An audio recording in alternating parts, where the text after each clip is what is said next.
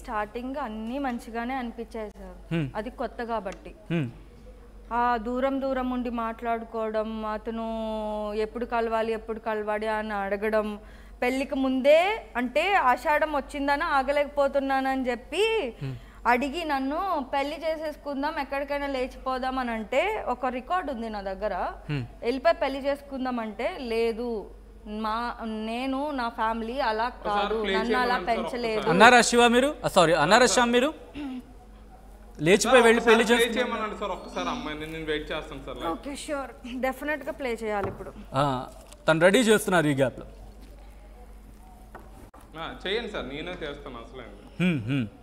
Shyam, so తనకి సంబంధించి మీరు ఒక మాట అన్నారు, అక్టోబర్ ఎస్ మీరు ఒక మాట అన్నారు శ్యామ్, అక్టోబర్లో తనని కలవడానికి వెళ్ళాను, అప్పుడు చూశాను ఇబ్బందికర సన్నివేశంలో చూడకూడని సిచ్యువేషన్లో నేను చూశానన్నారు.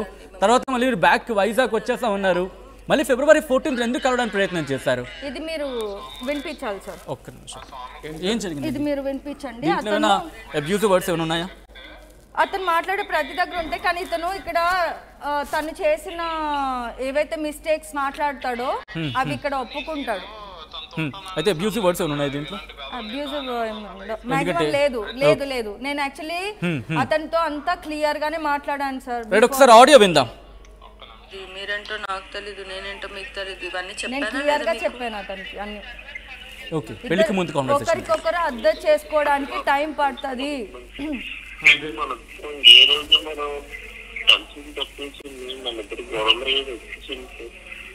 ఎందుకని అంటారు? కలుసున్న తక్కువే. అవును, మన ఇద్దరం కలుసున్న రోజులు తక్కువే, గొడవలు ఉన్న రోజులు ఎక్కువ అంటున్నారు. ఎందుకు అయ్యా అంటారు గొడవలు?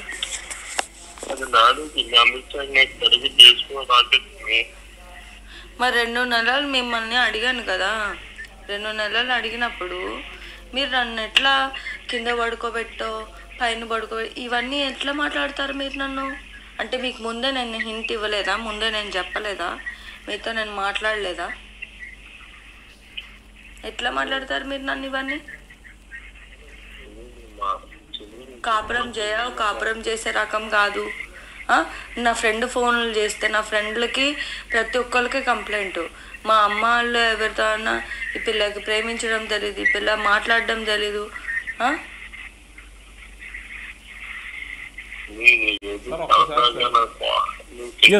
ఈ కాన్వర్సేషన్ మళ్ళీ మాట్లాడండి శ్యామ్ ఒకసారి.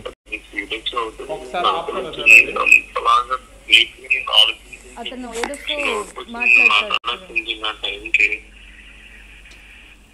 అది విత్ టైం విత్ డేట్ ఉంటది. ఒక్క నిమిషం ఎస్ ఒక్కసారి మాట్లాడే ప్రయత్నం చేద్దాం. అంతకన్నా ముందు లేచిపోయి పెళ్లి చేసుకుందాం అన్న మాట అతను మాట్లాడింది ఉంటది సార్. సో దాంట్లో లాస్ట్ లో వినిపిస్తా. ఓకే, సో ఒక్కసారి మీరు అది సర్చ్ చేస్తుండండి.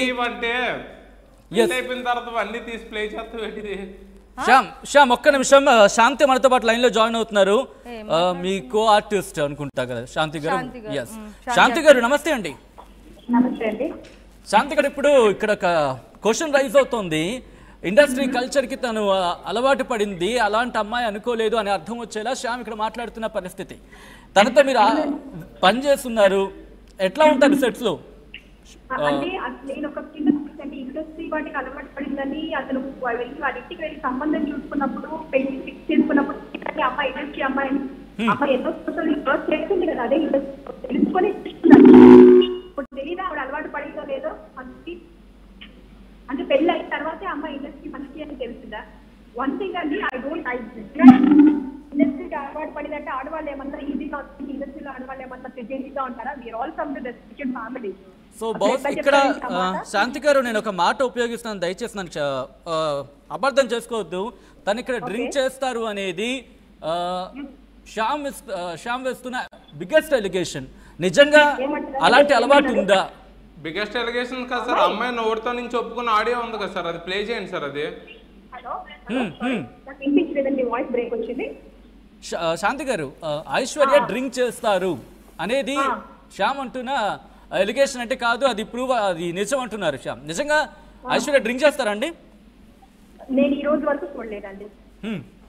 నేను ఈ రోజు వరకు చూడలేదండి. అండ్ వన్ మోర్ థింగ్ అండి, ఏం చేస్తారా అనేది అది ఇప్పుడు అది యాక్చువల్ గా చెప్పాలంటే బయట పార్టీస్ కి అని చాలా మంది చాలా పెద్ద పెద్ద వాళ్ళు అది అమ్మాయి ఎంపై రోడ్డు మీద ఏమైనా పడిందండి, అతనికి అలవాట్లేదా అనుకున్నాం మనం ఒక మాట. ఒకవేళ నిజంగా నేనైతే 100% ఈ రోజు వరకు అంటే టు స్వేర్ ఆన్ బట్ నేను ఈ రోజు వరకు ఆ అమ్మాయి తాగింది కానీ అమ్మాయి మిస్బిహేవ్ చేయడం కానీ వల్గర్ బిహేవియర్ కానీ ఈ రోజు వరకు చూడలేదు.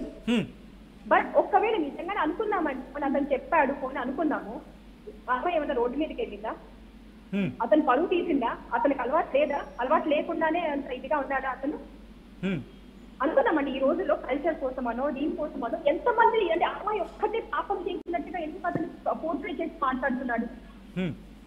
అది నేను అంటున్నా. ఇప్పుడు ఆ అమ్మాయి కష్టపడుతుంది, పని చేస్తుంది, వచ్చిందా తన తను చేస్తుందా, షూటింగ్ చేస్తుందా, మాతో పాటే కూర్చుంటుంది, పక్కకి వెళ్ళి